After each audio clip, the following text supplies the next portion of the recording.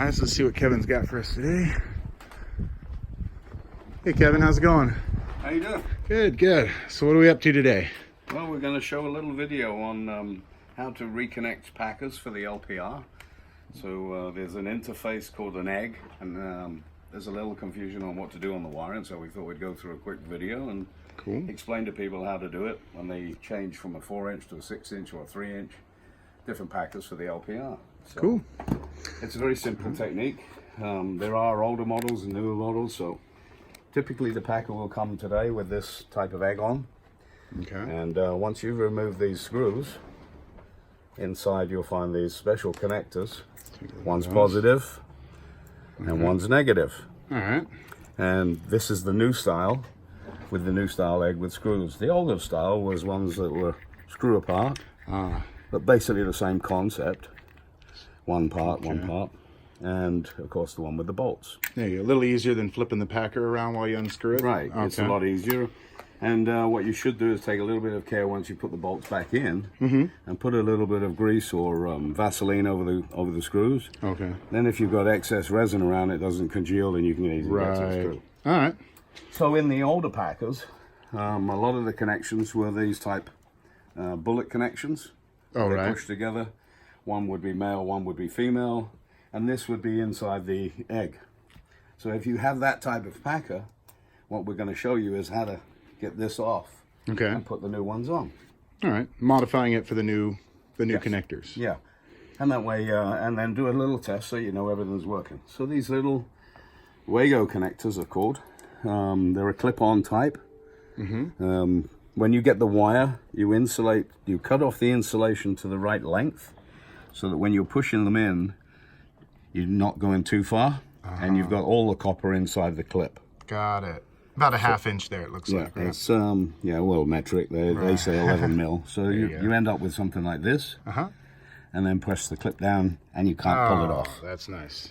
And of course, black is negative, red is positive. So don't worry about the electricity. If you're thinking you're going to blow something up, it's not going to happen. If you get the wires crossed, just think about it logically and sensibly, and go back to where you started, and then put it together.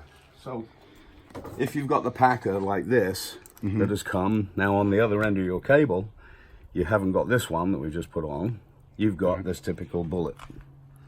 So what you'll do is you'll take the cable, like this cable, cut it off. Get rid of it. That would be in your current old style hose. To the reel. Just cut a little teeny bit off. Just cut a piece off, and then I'll put my glasses on so I can see better. Just pinch back 1/2 inch of the insulation. So that you're nice and tight. It's nice and clean. Right. And you can see when you measure it up against one of these connectors that comes with the package, that you can slide in the copper all the way through into the clip part, and the insulation is this part. I see. Make sure the insulation's inside the plastic. Right, so you can see it nice and clear. Yeah, there we go. And then you press the clip, and you're done. Those are easy.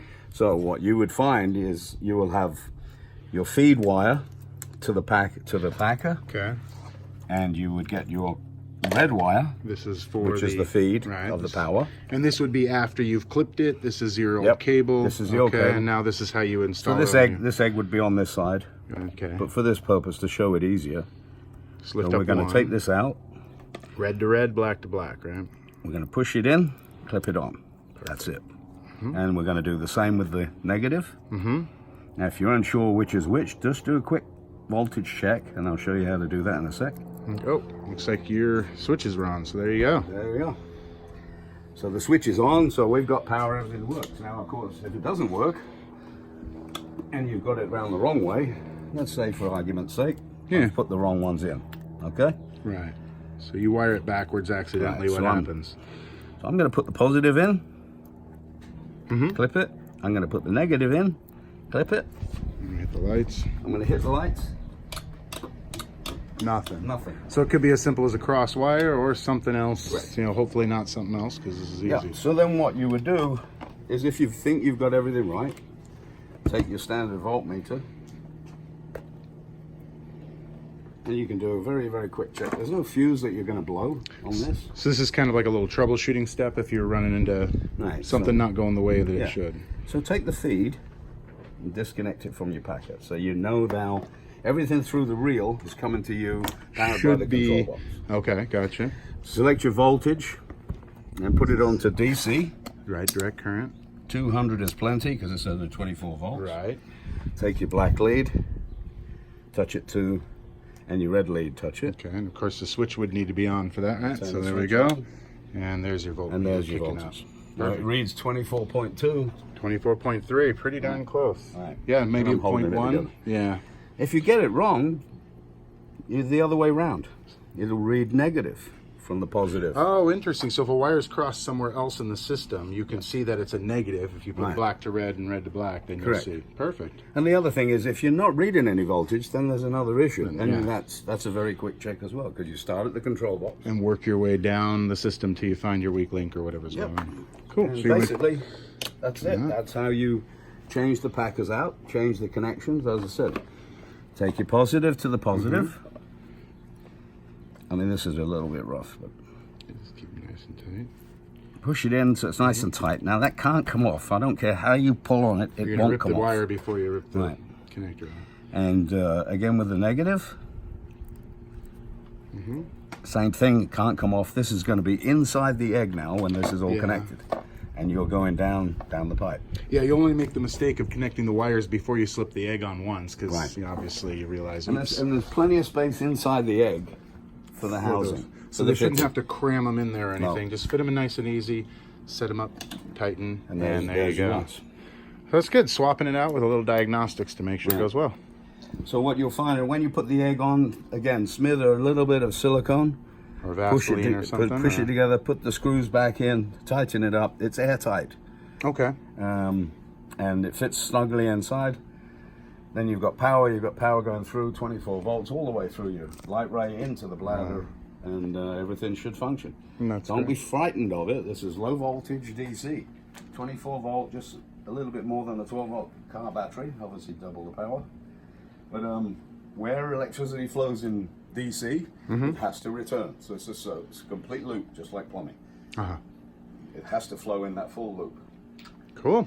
And that's basically how you change out the packer, change out the connection, do your fault finding, testing, before you get into this part. So you start at this end, you've got a control lead, power. It's telling you you've got 24 volts, so there should be 24 volts down there. If I disconnect it and turn the power off, I've got no volts now, and I've got no drain, nothing. Now, one thing I will say about this power supply that's in here, this can be run by 24 volt batteries. Right now, it's being run by a 240 or 110 converter to 24 volt DC. I see, okay. So it's a neat way of doing it. And it tells you my lights are on, I'm reading 8.25 amps because it's pulling power. Right. And that's my current. Cool. All right, thanks, Kevin. Appreciate it. All right, you're welcome. See you next time. See ya.